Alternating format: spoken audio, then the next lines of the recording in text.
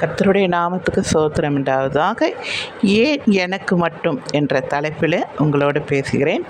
எனக்கு மட்டும் ஏன் இந்த பாடு உபத்திரவம், எனக்கு மட்டும் ஏன் இப்படியெல்லாம் நடக்கிறது, கஷ்டத்துக்கு மேலே கஷ்டம் ஏன் வருகிறது, நான் என்ன தவறு செய்தேன், உண்மையாக இருந்தது தவறா, நன்மை செய்கிறது தவறா என்று சொல்கிறீர்களா? கவலைப்படாதீர்கள், சோர்ந்து போகாமல் எப்பொழுதும் நீங்கள் நன்மை செய்யுங்கள் என்று ஆண்டவர் சொல்கிறார்.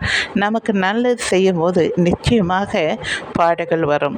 ஒரு மரத்தில் பழம் இருந்தால் அதில் கல் எறிவார்கள் இல்லையா? ஏன்னா அந்த பழத்தை சாப்பிடுவதற்காக. நாம் நல்லா இருக்கிறோம், அதனால்தான் நம்ம மேலே கல் எறிகிறார்கள். கோபமாக இருந்தால் நம்மக்கிட்டே வரமாட்டார்கள். அதாவது ஒரு அரளி செடின்னு வச்சுக்கோங்க, அதுக்கிட்ட யாரும் போக மாட்டாங்க இல்லையா? அது விஷம் நிறைந்தது. ஏன்னா அவங்க கோபத்தில் நம்மளை என்ன வேணாலும் செய்வாங்கப்பா, இவங்கக்கிட்ட வச்சுக்கே கூடாது அப்படின்னு நினைப்பாங்க இல்லையா? ஆனால் நம்மக்கிட்ட மட்டும் எல்லாம் ஒரு மாதிரியாக நம்மளை இது பண்ணுறாங்கன்னா நாம் அவங்கள எதிர்த்து நிற்க மாட்டோம். அதை தெரிஞ்சு தான் அவங்க நம்மக்கிட்ட இப்படிலாம் நடந்துக்கிறாங்க.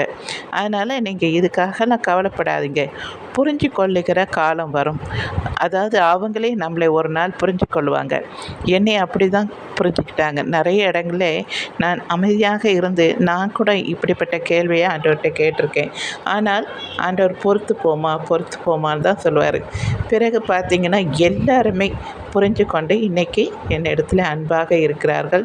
நானும் சந்தோஷமாக இருக்கிறேன். கர்த்தருக்கென்று நம்ம மனப்பூர்வமாய் கர்த்தருடைய வார்த்தைக்கு கீழ்ப்படிஞ்சு நாம் செய்யும்போது நிச்சயமாக அதுக்காக பலன் இருக்குதுங்க.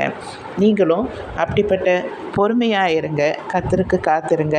எல்லாவற்றையும் ஆண்டவர்கிட்ட சொல்லிவிட்டு நீங்கள் நிம்மதியாக இருங்க. நிச்சயமாக உங்கள் துக்க நாட்கள் முடிந்து போகும். நீங்கள் சந்தோஷத்தை காண்பீர்கள். அதாவது ரெட்டிப்பான சந்தோஷத்தை நீங்கள் காண்பீர்கள். சரிங்களா? தேங்க்யூ.